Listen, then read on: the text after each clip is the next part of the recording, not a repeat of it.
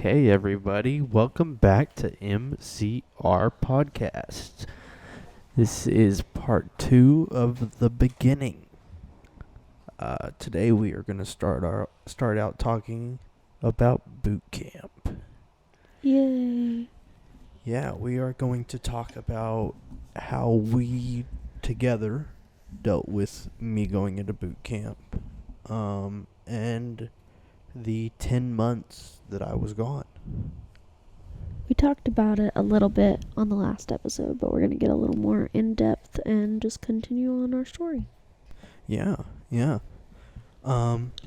So one thing I can say is one thing that helped us out a lot was letters. Yes. At We least for the first few months. Oh yeah, we wrote a lot of letters. Which we still have. Oh yeah. Dude, getting a picture of you was amazing.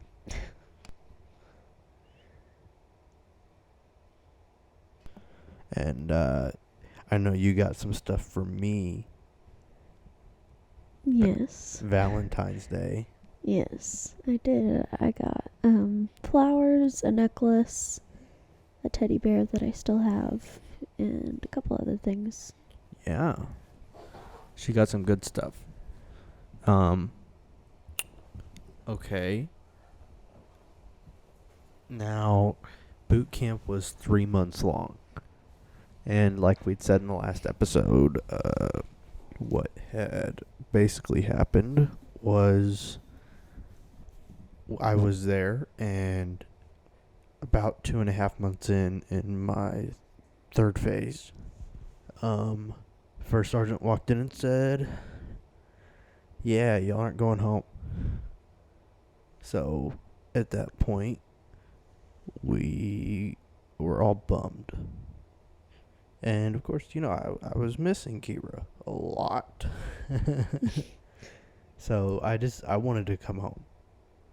And not getting to see her, and the whole reason behind doing boot camp and going Marine Corps was changing my life, getting into something that was going to create a brotherhood for me, and I wanted my family to see me in that uniform. I wanted Kira to see me in that uniform on graduation day. So, not being able to have her there for graduation was very difficult. And I know that was difficult on her. Yeah. But we got transferred down to Area 52, which is in Pendleton, and I got my phone like the next day. Best day ever. Yeah. Best phone call ever. Yeah, except for Verizon doesn't work in Area 52 because they only have AT&T towers. Yeah, that sucked. I ended up having to buy a whole phone through AT&T just so I could talk to anybody. So, going in from boot camp to my SOI training, how did you feel? I was pretty upset because it was just this whole build up for me. I was getting ready to... I almost had the money for a plane ticket. I had started the job that I was working at a few days after you left. And you were going to surprise me. Yes. I didn't even know you were coming. Yeah. But your parents did. We were all going to stay up in a hotel together.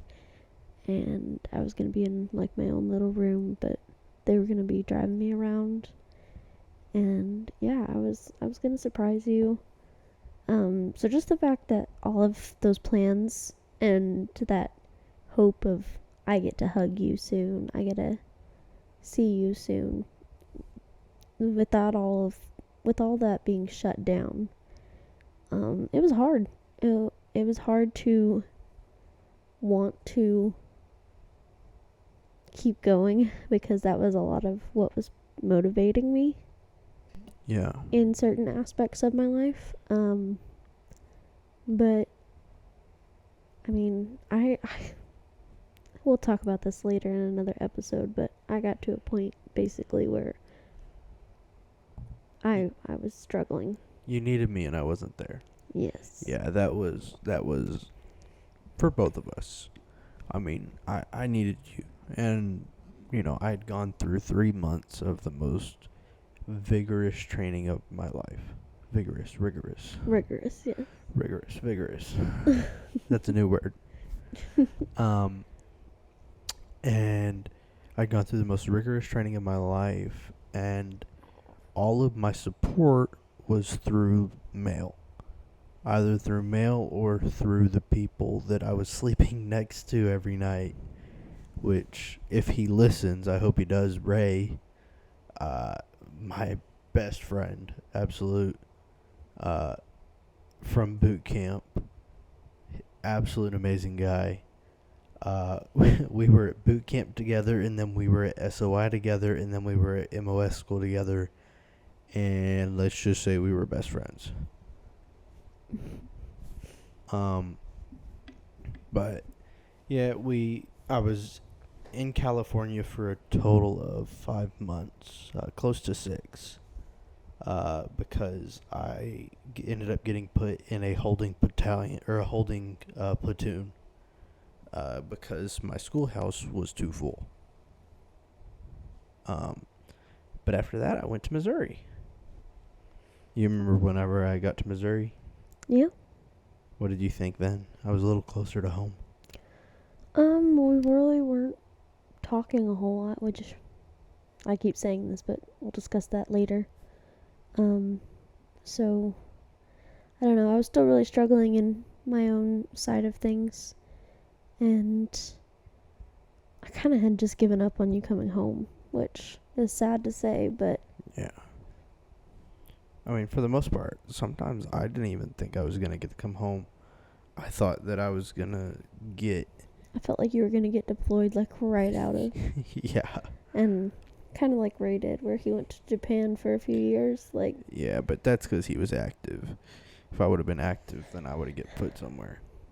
All the other guys that had the same MOS as me that were active were out of the fleet, so they were already in California or... Japan or wherever. Okay. We need to move past this. After I came home, airport, yay, Texas. First stop after the airport is Whataburger. Oh Yes. my gosh. Get me a bacon and cheese Whataburger, and I absolutely destroyed it. There may be people out there that don't know this, but there's not a Whataburger anywhere in California. Oh no, it's just In-N-Out. And let me tell you, people, even though, you know, you may be from another state, I'm from Texas, and I've had both In-N-Out and Whataburger. Whataburger's better. I don't care about your feelings. Whataburger's better. Try it. Try a Whataburger. Tell me it's not better than In-N-Out. But you got home. Things were different between us. Oh, and yeah. It was obvious. Yeah, I was reserves, so I had to look for a job. And all in all, you know, before I'd left, almost every day we were hanging out all the time. Yeah. And grandparents, we were at your grandparents all the time. They were cooking food and everything. When I got back, there wasn't a lot of that. Yeah. Which part of that was I also had a job and I was working several nights a week. Yeah, and then I got into lawn care. So part of it was just we didn't have time. Yeah. Because before, I didn't have like a steady job. I didn't have a 40-hour-a-week job before. And when you got home, I did. Yeah. Yeah. So we were both working. And then some stuff happened. Yeah. And we ended up breaking up. Yeah. Yeah. We broke up, people, and we're still on a podcast together. Crazy stuff, isn't it? And engaged. Oh my gosh. People will say we're nuts. I just say we're crazy. Wait until they hear the story. Oh, yeah. That's going to be like part 3. No, that's going to be our interviews. Oh, interviews. Mm-hmm. Okay. So yeah. We broke up. What did you do after we broke up? Because that's when our story kind of splits and we both go separate ways. Yeah, okay. Well, I was getting towards halfway done with senior year, and I just kept working for a while. Went through a mental health and regular health crisis, and I ended up quitting that job in March of the following year. Yeah. And Now here's a question I have for you. okay. Did you like your job? I liked the people I worked with. It was a fun environment, and I really liked my boss. I've always wanted to ask, because I've never worked in fast food. Don't recommend. And I've always told myself that I never wanted to work in fast food. I've worked at a grocery store. I've worked everywhere but fast food. Yes. So I've always wanted to ask, because, I mean, I've always told myself no, because my dad used to work at Pizza Hut whenever he was back in high school, so I told myself no. But keep going. What was the question? Just keep going about whenever we were apart. Okay. Well, like I said, I quit my job in March, partially because of mental health, partially because of physical health, and I just wanted to enjoy the last of my senior year. Ended up not being able to do that for a variety of reasons, and that will be discussed later. Yeah. But started a summer job just because I needed to make some money for school, and I went to the University of North Texas. Denton. Yay. UNT. Caca. The Crows. Once an eagle, always an eagle. Oh, the Eagles. That's right. Yeah. But and honestly, freshman year was probably the best year of my life. Now, once you get to it, I'll let you tell them about how we got back together on your side. Mm-hmm. But freshman year was probably the best year from my life, honestly. I was getting out of a really messy senior year, and I just needed time away from my environment, and I met a bunch of amazing women who are now my best friends, and they could very possibly be on this podcast one day if they're listening. Oh yeah. If you're a friend of ours and you're listening, we want to interview you. I mean, we want to just talk about your life with you. If you've been a part of our lives and you've seen us grow and how we've dealt with our stuff, we want to hear about you. Yeah, we just love your company, and we'd love to have you here and just with us for a couple of days even. But yeah, come see Axel. He needs more people to come see him. Axel does miss certain people, but I won't name names in case they don't want me to. But yeah, so finished freshman year, started sophomore year, was doing fine again. And then the summer after sophomore year. No, I do want to let y'all know, this girl is smart. She's only been going to school here for like 3 years, and she's gonna like graduate. She's projected to graduate this next semester, or the next spring. So she is very smart. No. Yes. But finished sophomore year, and this summer of the start of my junior year was kind of where things took a turn. Some for the worse, some for the best. Um, July 4th, I was with a friend. We were on a double date with two guys we really didn't know. Wasn't the safest situation. We were at a big concert in a group full of people. Easily could have been lost or snatched, whatever. Wasn't the best situation for either of us. And while I am on this date with some random man, Marcus sends me a snap. Oh no. Mind you, he was engaged to an entirely different person, Yes. which We'll talk he can about that. discuss Yeah. later. Yeah.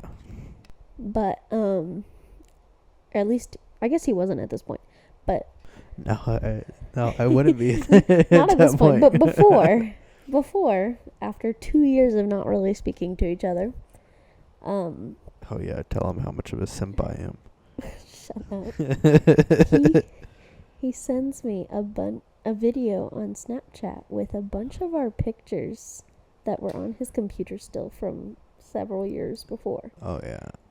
I was looking through my computer, deleting pictures from relationships then, Yeah. and all of a sudden I start seeing all these old pictures from me and you, and I was like, okay, now I've got to cry again. But I showed my friend the message and she said, "That's weird." I said, "Yeah." And she said the next day, I don't think I've ever told you this. She said the very next day, "I knew the second you two were talking again that you would end up dating." Well, duh. Our But, parents have said this. my parents did say that. But, yeah, we started talking again, started hanging out. We really, at the beginning, we did our best to keep it to friendship because kept we it both on the had low-low. other things going. No, friendship. Yes. Not on the low because we weren't like hiding anything. We were really trying to be friends. We wanted to make sure that this was what we wanted before we made any big steps. Yes, and you had just come out of a relationship. Yeah. I was in a great place in my educational life. Oh, she and was smart as crap. She's smart. we just wanted to make sure this was something we wanted to invest time in. Believe it or not, it turns out it is. Yeah, it's crazy. So and much here so we that are. we're making a podcast.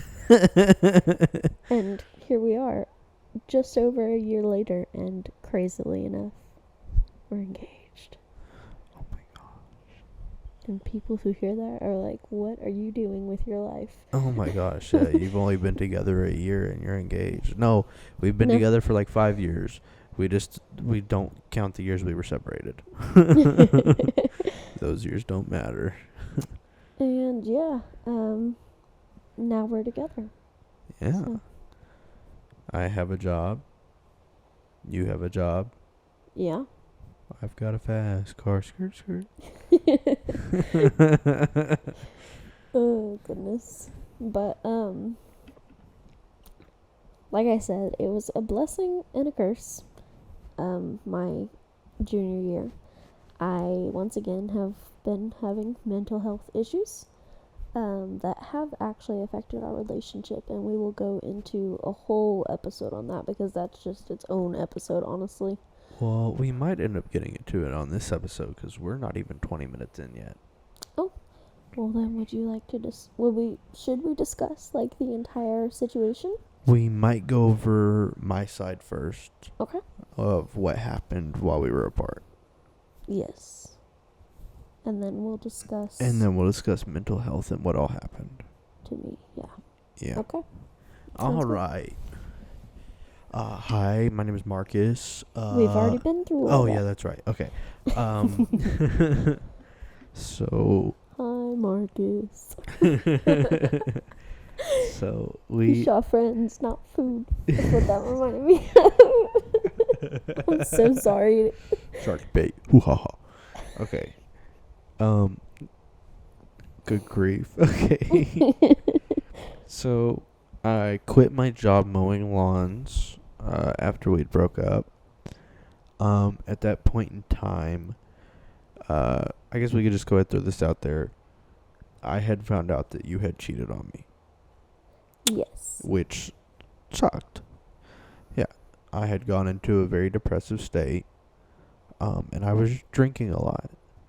Um, I was down in a hole that I really couldn't dig myself out of. I ended up getting into a couple of various relationships. Worked at a hospital cooking, and then I made the decision to move to Dallas, big city, someplace I never thought I'd ever live. Anyone who knows Marcus knows that was not a good decision for him in general. Oh yeah, a small town boy moved to big city. Which he hated anyway. I was walking through Walmarts in far north Dallas wearing boots and jeans and button-ups, and people were looking at me like I was nuts. Driving a truck with no exhaust on it. All the cops wish they could pull me over, but they couldn't because I wasn't even registered in Dallas. But I started working private security. One of my sergeants in the Marine Corps, my reserve unit, was helping run a security company. So we started doing security at events and stuff. First, we started out, our very first one was Lollapalooza. So I got to travel to Chicago. And, there's a ton after that. Like, I won't brag on here because don't brag. Kira hates it whenever I talk about all the different events and people that I've got to stand in front of the stage for. But I worked security. It went from just being events to also being guarding apartments. We do like the training camps and stuff, football. It just depended. And while I was there, I ended up getting in a relationship. And I was at the point where I was still very depressed. So I was drinking, also doing drugs. And I had stopped reading my Bible. I was in a very low place. I had met a certain person. Oh, I'm not going to say names of exes because I really don't want to. But we were together for months. I had proposed something I really never thought about doing. It was just like a quick decision that all of a sudden I made. Which he's really good at if you've listened to the first episode of this. Yeah, these microphones, we made the decision in one day. Really, but you did, but that's yeah. okay. Hey, I asked if you were sure. But I ended up quitting the security job, and we moved down to Grandview. Lived there for a couple of months, and things got really, really rough in the relationship that I was in. Found out that she was very narcissistic. It was very well hidden when she wasn't with her family.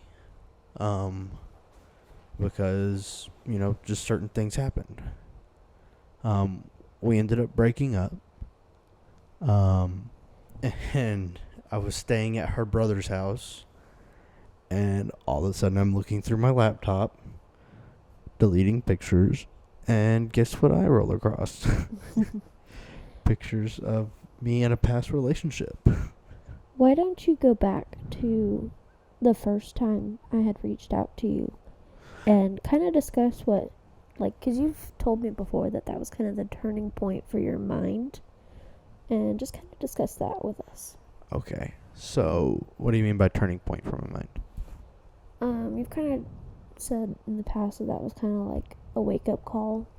Not necessarily for, the relationship you were in, but a relationship that you were not involved in, if that makes sense. Oh yeah. Mm-hmm. Okay. So working security, I worked nights.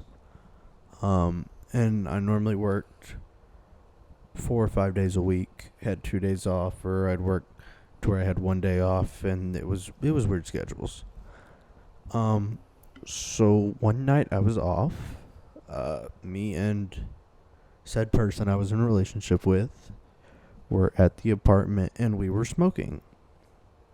We were out on. Actually, we were laying in bed at the time. We weren't smoking, and I get a Snapchat notification, and someone decided to add me on Snap. Hi. Yeah, and I had got to the point where I had realized that if I can't forgive her, then I'm doing something completely wrong with myself. And I needed to forgive her of what happened and let go. So I did. And she contacted me. And by the time we were messaging, I was outside on the balcony smoking. And she started apologizing to me and saying that she was sorry. And I'm not going to say that I didn't miss her, because I did. And whenever we were messaging back and forth, it made me realize what the relationship that I was in at the time was, and what mine and Kira's relationship was. No. I'm talking about yours and God's. Oh, well, that too. Because we had discussed that in those messages. Oh, yeah. She was asking me, I had gotten really close to God and had really connected with my faith in those first 2 years of college. It kind of scared me. My headphones went robotic. They were disconnecting from the mic. But I had gotten really close to God, and I knew before the relationship he was in, he was also really close to God. So I was just trying to talk to him about that, and he quickly made it clear to me that he did not have that relationship anymore. Yeah. No, I really didn't. I left my Bible here at home whenever I moved over there. I wasn't going to church. Sunday nights I was working usually, and Saturday nights going to the bar all the time. If I was free, then we were dancing or going and smoking. A lot of bad stuff. Do you think not having that accountability of someone really pushing you to go to church or to read your Bible, do you think not having that affected how your life played out in Dallas? Oh yeah, for sure. Because the people I had around me were enablers. They were people that were supporting me to smoke and supporting me to drink, and were sleeping in late on Sundays or not reading Bibles at all. You know, it wasn't the same that it is here. You know, we wake up and you take your Bible to work and read it at work. Every day. I mean, at night I've been coming home and we have a Bible study that we've been doing at church. Mm-hmm. And I've been doing my Bible study. Yeah, which never used to happen if you ask his mom. Oh, no. Well, and the way my brain works, I have ADHD. He struggles with reading for long periods of time. Oh, yeah. And it's very difficult for me to sit down and focus on one thing. Mm-hmm. So, and doing a Bible study like that, I mean, I've read the verses before. I know what they say. And it's just the going over it again and writing down stuff. It catches me. Yeah. Okay, continue. with everything going So yeah, I messaged you. Yep. And a couple of days later I moved home. on? And yeah, what did I do first for work whenever I got home? Pool Pool. company. Mm-hmm. Yeah, I was building pools. Me and a really good buddy of mine, a guy that I've known since 2017. Since about knowing as me. about as long as I've known you, probably a little bit longer. Yeah. I called him and told him that I was moving back, and he said, "Hey, do you need a job?" And I said, "Yes, big time." And I have been really thankful. I've never had to look for a job. If I didn't have a job, there has always been one afforded to me. Now, there have been times like whenever I moved to Grandview, that wasn't the case. But whenever I'm where I need to be, like, I worked for the pool company because he asked me to. Well, I felt that the pool company was a bad idea after a couple months.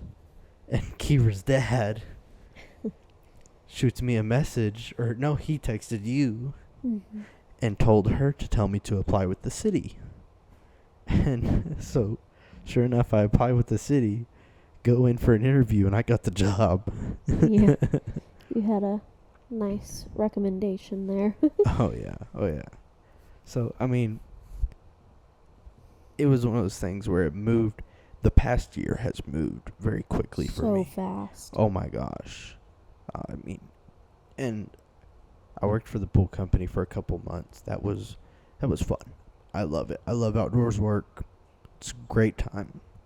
It just depends on who you're working with and the pace you're working at.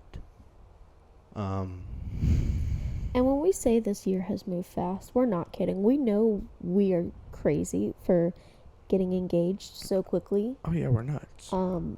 But what people from the outside don't see is that when we got back together, it was like nothing had changed. Oh yeah. No time had passed. We went we went to Kohl's.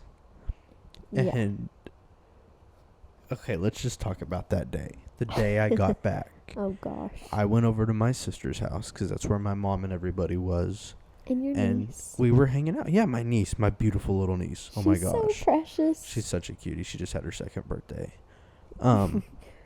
So I went over there and hung out with them for a little bit and talked. You know, they hadn't seen me in months. I think the last time they had seen me was my grandmother's funeral. So went over there and hung out with them. And Kira and me had been texting the whole time. And we decided to meet up at the mall. And yeah, just to kind of catch up, because we were talking about getting dinner and catching up, but not as like a. We at this point I would say neither one of us were really considering date. Yeah, neither one of us were. Oh, okay. Well, I was not considering but- that at the time. I But- was considering, oh yeah, I would love to catch up with him and see what he's up to and how So- he's doing. So I was telling my family, hey, I'm going to go to the mall and hang out with a couple of friends. And they were like, oh, we're going too. I flat out told my parents who I was seeing. There was no point in lying. So I met her at the mall. And I was like, hey, my mom and them are coming here. We're not going in the mall. So we went to Kohl's. And you want to tell them about Kohl's? So, one thing about me, for those who don't know me at all, rose gold is my absolute favorite jewelry ever. My engagement ring is actually rose gold. I'll have to post a video on TikTok of your engagement ring. That way everybody can see it. Yeah. I don't know about that one. I haven't even posted that on Snapchat or anything. I have. But, yeah, we were walking through the jewelry section because it's like the first section I go to. And when I say that, it's only because I really don't look for jewelry like that's expensive. No. Like the only times I go for jewelry are at JCPenney's and and Kohl's, and they're always like 60% off, like crazy sales. She would rather buy $15 rings than buy one $500 ring. Absolutely. 100%. But yeah, so I was just kind of walking around, and he was too, and he picked up a rose gold ring that was actually really beautiful. And he said, size 7, right? And I tell you, I probably went white. Like, I was so shocked. I looked at him and said, what? It was very shocking that after 2 years, he just somehow remembered my exact ring size and style. And I don't know, just with him having several relationships between us, it was just astounding to me that he had remembered that, because honestly, I didn't remember telling him my ring size, and I hadn't dated anyone after the relationship I was in previously, which we'll get to that here in a few minutes, I'm sure. I never told you this, but my ex's ring didn't even fit her hand. It never fitted her finger. Oh, that sucks. Oh no. Yeah. That's really sad. I never got it sized. I picked it up in the size it came in, which was like an 8 or a 9, and it never fit her finger. That's sad. And she had small fingers. Like 6. Well, that was a very different process for us this time, but oh yeah, we actually had her ring custom built. Yes, it's got my grandmother who passed away a couple of years ago. It has her stones in it, and we basically got her ring just redone for me. So yeah, where are we going to now? Well, do you want to talk about why we broke up in the first place? Do you want to get into that today, or do you want to wait? I'll start it, and if we don't finish it, I don't know, we'll see.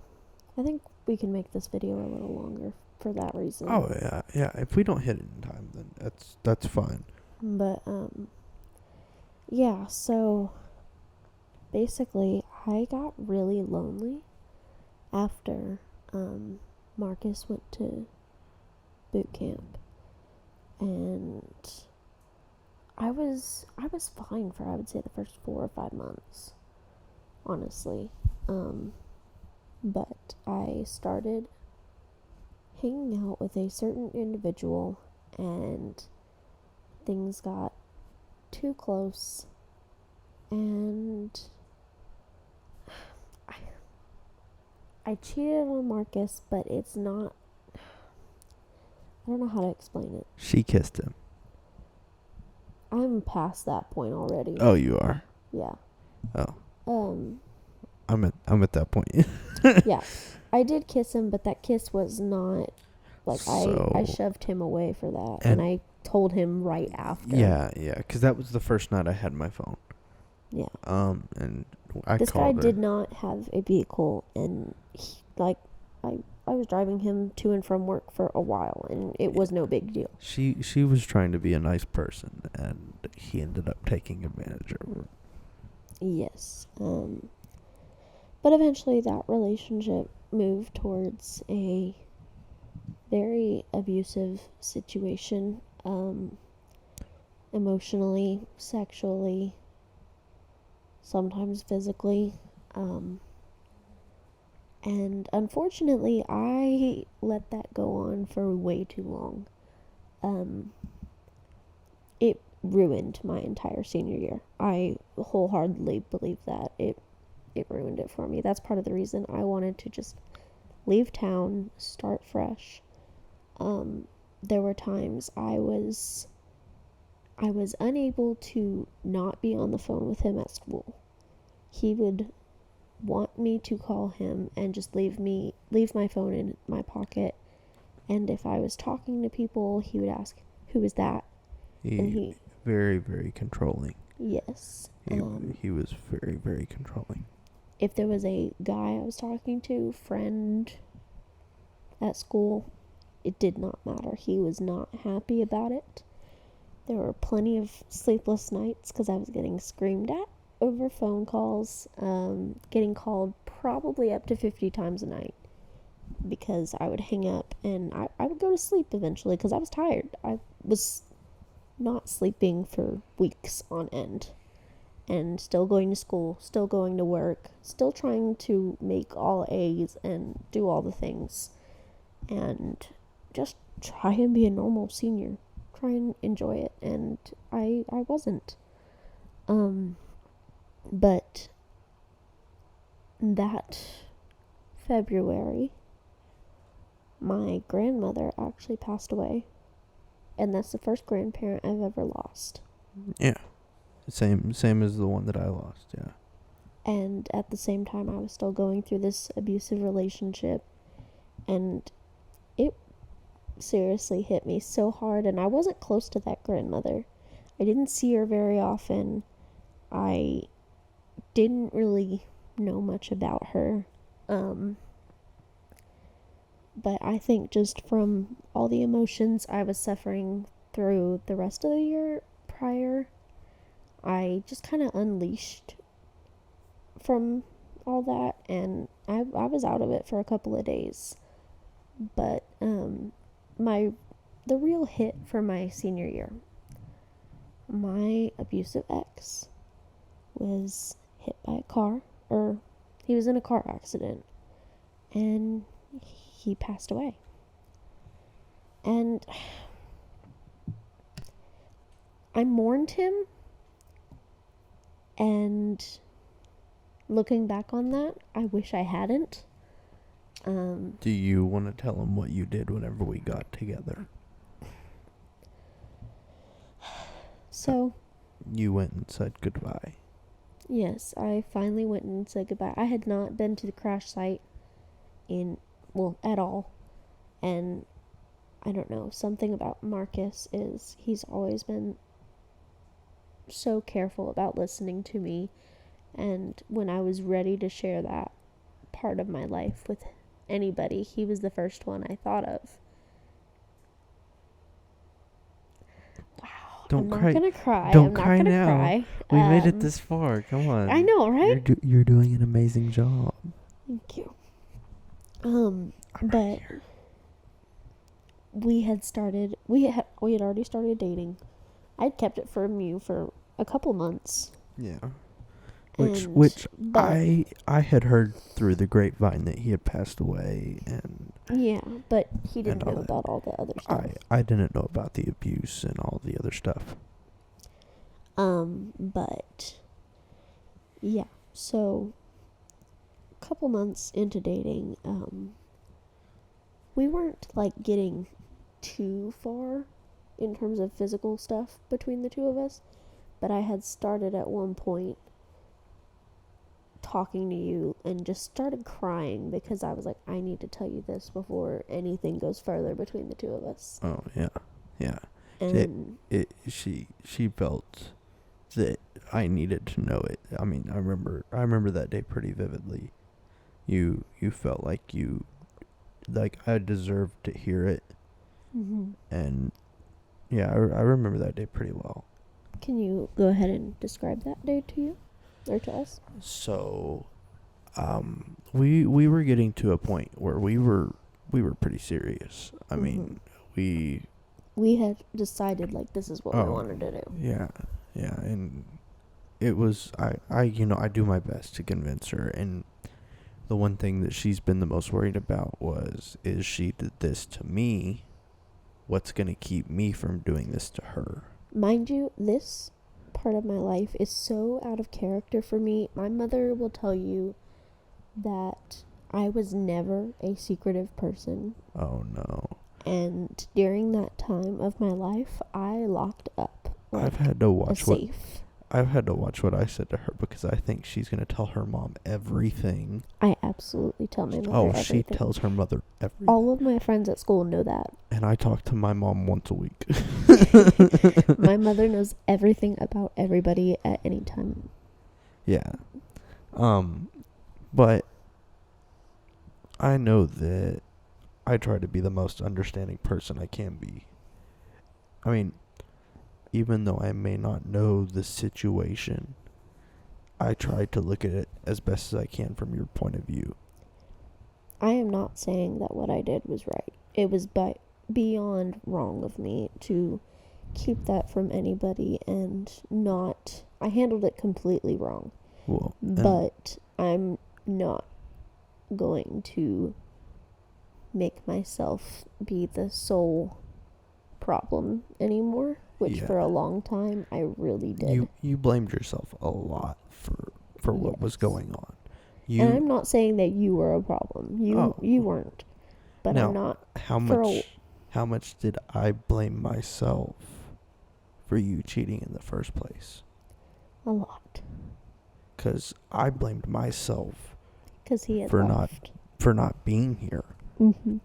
Because if I would have been here, it would have been a completely different story. But I wasn't here.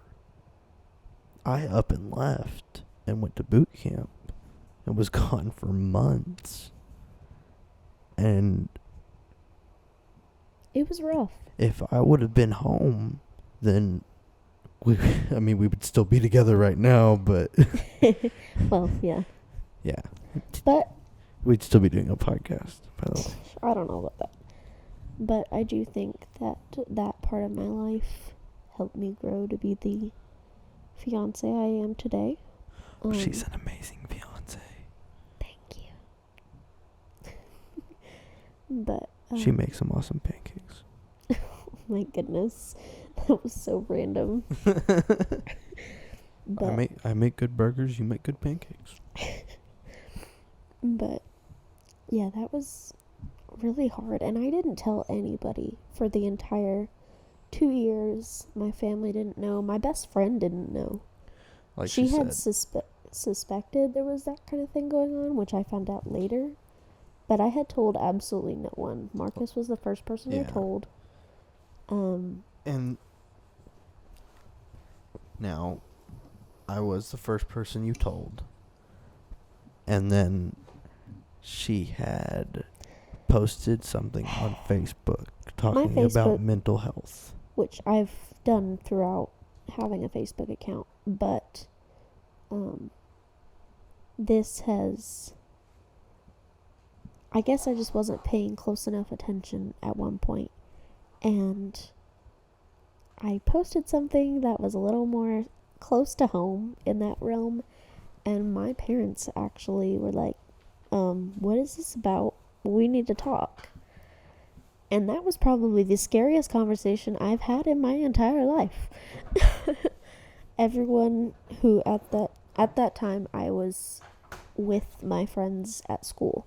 So all of my friends were like, why are you crying? And I just spilled absolutely everything to all of them. So now my friends and Marcus knew. My parents didn't know. Nobody else past those guys knew. And up until actually discussing what happened with them, I swear I was texting everyone freaking out saying this was a mistake. I should not have said I would do this because they're going to be mad at me. I was so scared that they were going to be angry with me for telling what happened that I almost didn't go through with the conversation. She was very worried. I can't express to y'all how much she was worried that they were going to be upset at her. We're both about to start crying.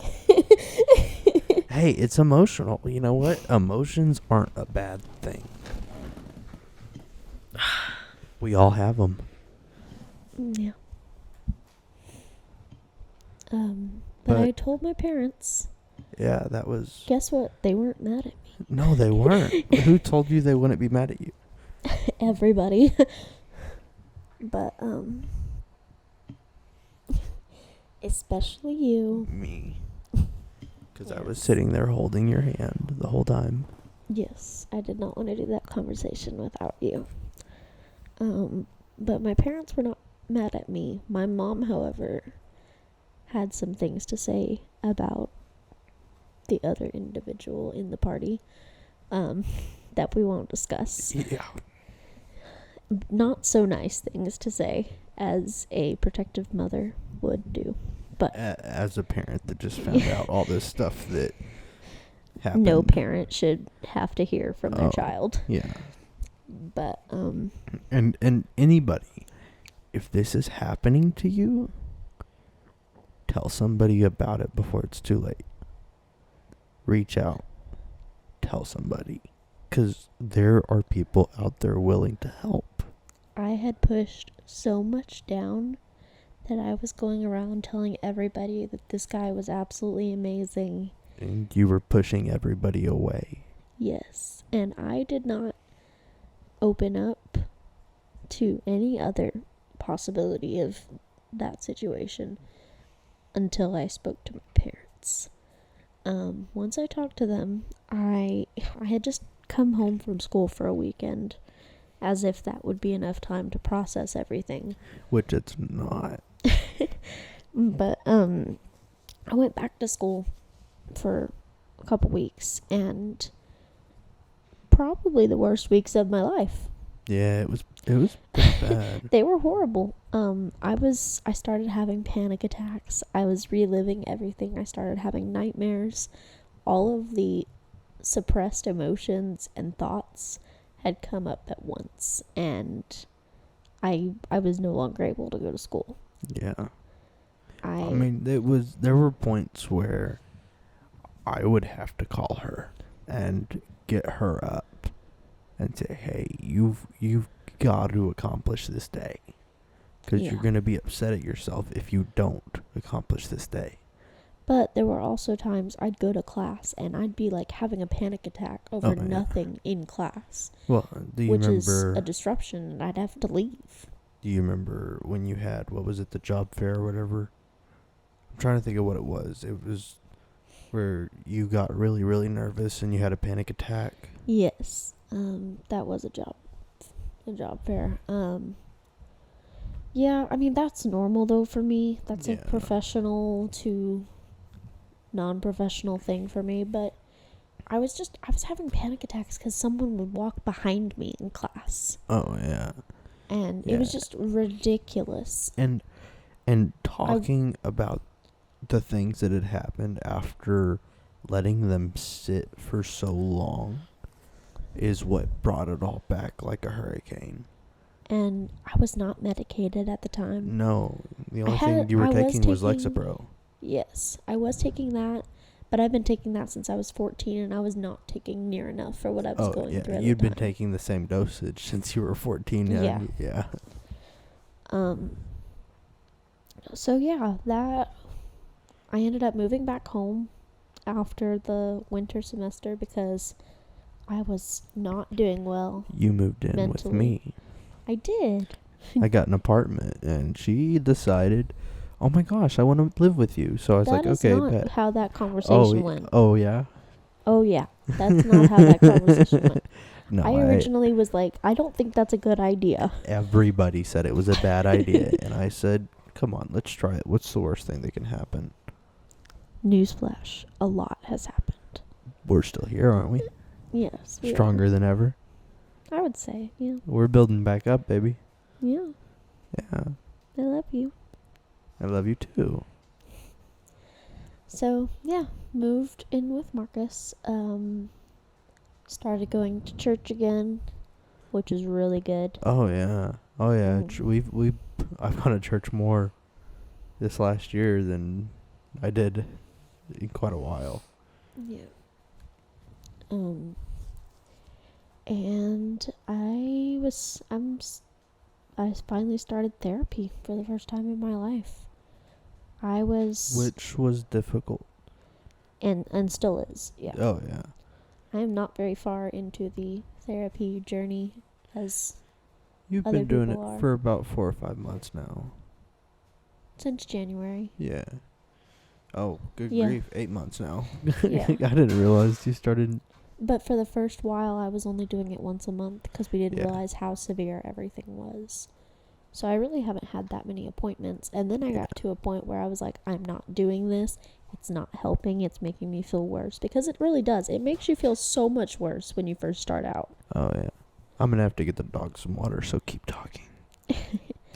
It makes you feel 10 times worse when you first start out on therapy. But I don't know. I finally got to a point now. I was able to talk about this on a podcast, which I never imagined I'd be able to do.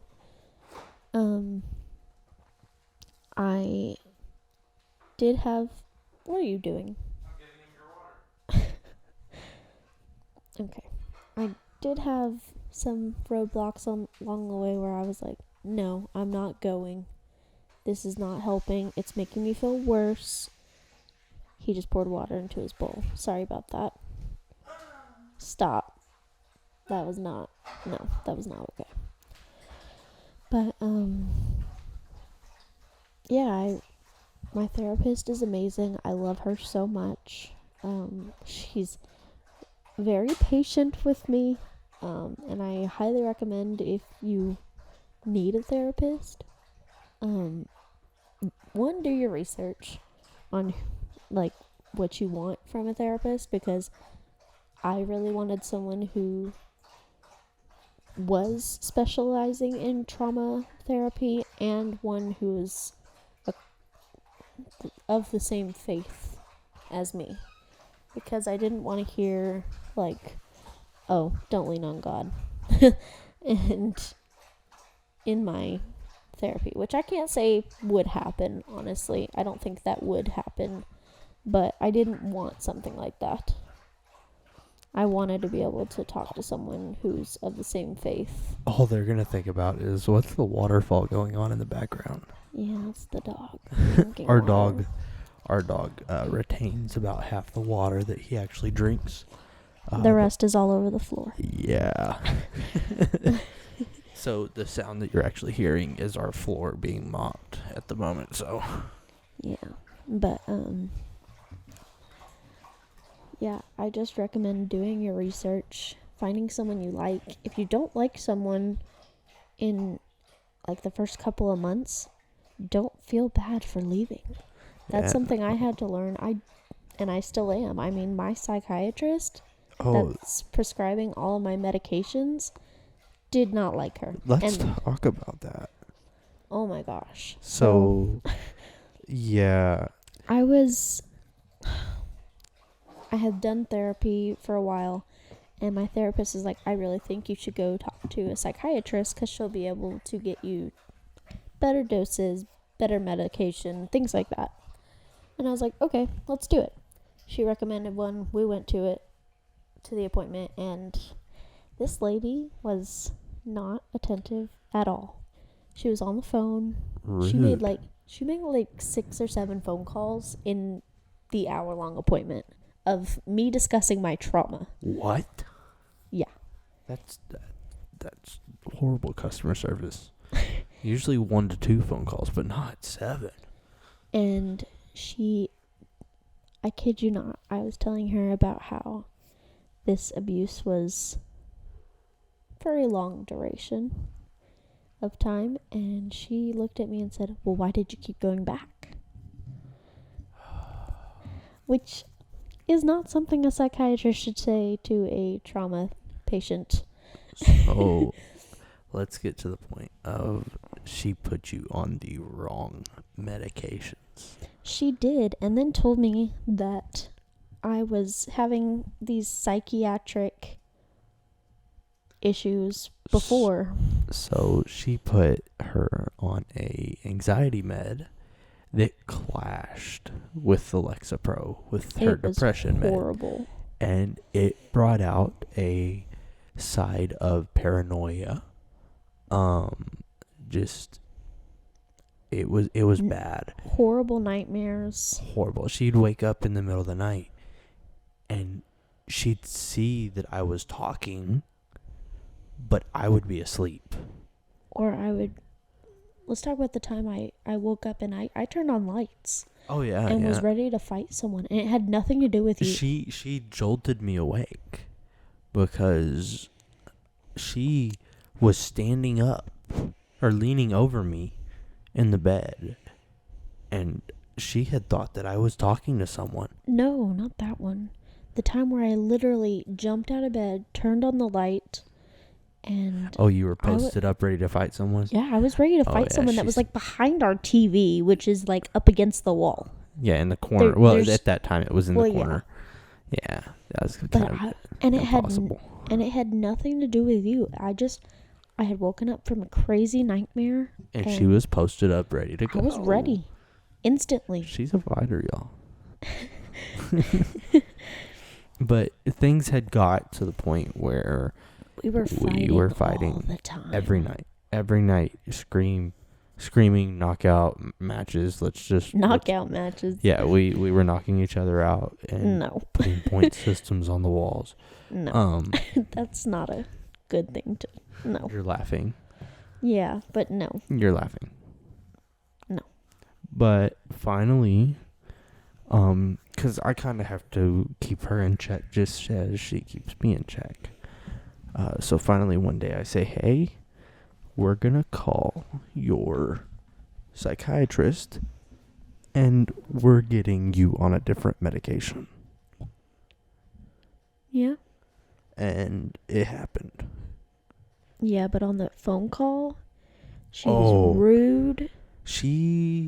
My psychiatrist was just overall really rude to me and tried telling me that I was having these psychotic outbursts before the meds. Oh my gosh, that made me so mad whenever she said that. And at that point, it was at that moment I was like, I need a new psychiatrist. I'm not going to be told that these are my fault when I'm calling to tell you that this is a problem now and I need to swap medication because this is happening now. And as a psychiatrist, I will say, if you ever have a psychiatrist, as being a psychiatrist, you as a person, if you are one, you are never supposed to say that your patient is the problem. Yeah. She told Ciara that she was the problem. More than once. Oh my gosh. Oh, that was bad.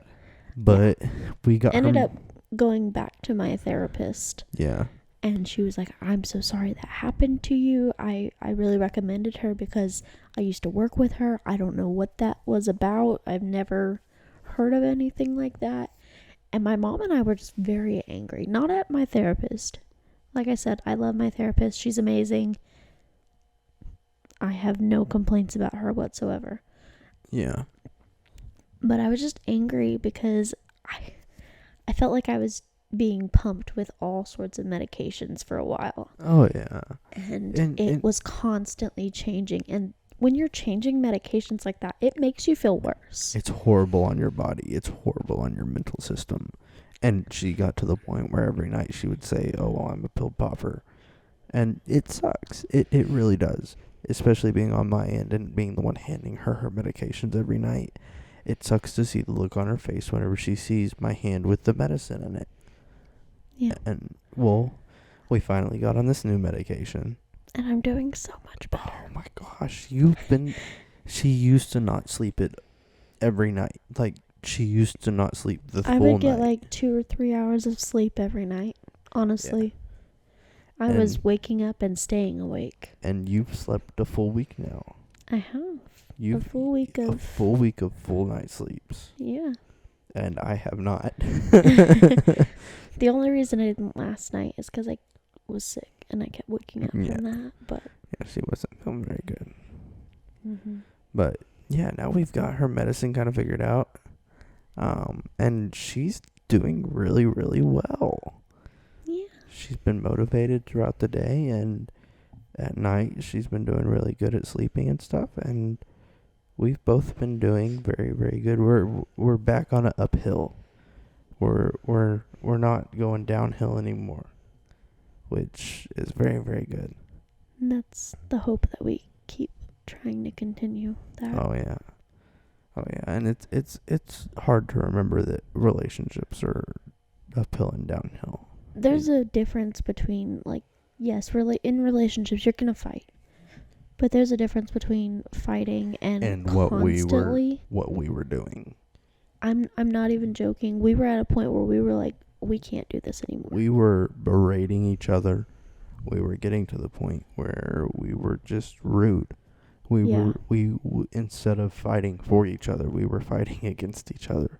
And it was horrible. Oh, because it just makes you feel worse. It doesn't help anything when you're fighting, but it's like we couldn't stop. We could not stop arguing. We would argue one night and then we'd make up in the morning, all like talk about it, and then about halfway through the day we'd start arguing again about something stupid. Oh yeah. And it would last all night long. Yeah, and it was just this endless cycle. And where I get a lot of how my emotions have been lately is the one issue she had was she would wake up and think that I was talking. Which, again, was residual from the medication. Yeah, it was from the medication. Well... But it was tricking my mind, honestly. It got to the point where she was thinking that I was cheating on her. Like, plain straight out, every night, every day, during the day, at night, I was being called a cheater. Which is detrimental to his health, along with mine. Oh yeah. I was doing everything I could to tell her that I'm not cheating on her, and all she would text me back was, "I don't believe you." And that hurts. It does. Especially after hearing it all the time. Oh yeah. And it got to the point where one night she said it, and I blew my top, and I ended up He just left. Yeah, I went and got in my truck. I started driving and I called my mom, and I ended up going and sitting with my mom and my dad for a little while and talking to them. Now, when I say he left, I don't mean like that was the end of our relationship. Obviously, it's not. We're still sitting here talking to you. But he left for the night for a little bit. I just needed to escape. I needed to breathe for a minute, because it was clouding my head so much, and it was just pushing down on me so much that I didn't think I could take it anymore. And of course, that night I came back home. We talked. Not at first. No, we didn't. I ended up sleeping on the couch for a little bit. Because at that point, I was no longer upset and sad. I was just mad that you... Yeah, she was mad that I left. Not mad that you left, but mad that I had no idea where you were going. Yeah, she had lost her phone. And he knew that before he left. Yeah, and I was just so foggy that I just left. Yeah, so for a few hours, I had no idea where he was. And then my dad showed up and he talked to me. Yeah, I texted her dad and mom and talked to them and asked her dad to come over here and help her. And yeah. But I would say that's probably our turning point as to, like, we need this medication changed. Oh, yeah. And I've been off of it for about a month. More than that. Yeah. We've already been through a whole prescription of it. Yeah.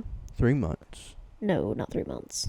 Oh, no, you're right. Probably about a month and a half because of how you take the meds. We got 90 days worth. But it takes, like, you take it every 4 to 6 hours. Yeah. But now that she's been on this medication, it's been 100 times better. Which, when I first started it, no. We were still fighting. It took probably a few weeks for that medicine to get out of my system. Like we said, the previous medication. Here, just last week is the first time you've slept a full night. Mm-hmm. So it took several weeks for that medication to get out of my system completely, so that I could function as an adult again. Honestly. Oh, Axel. There's Axel trying to unplug our mics again. Hey, buddy, what's up? He's wanting to snuggle with me. Oh.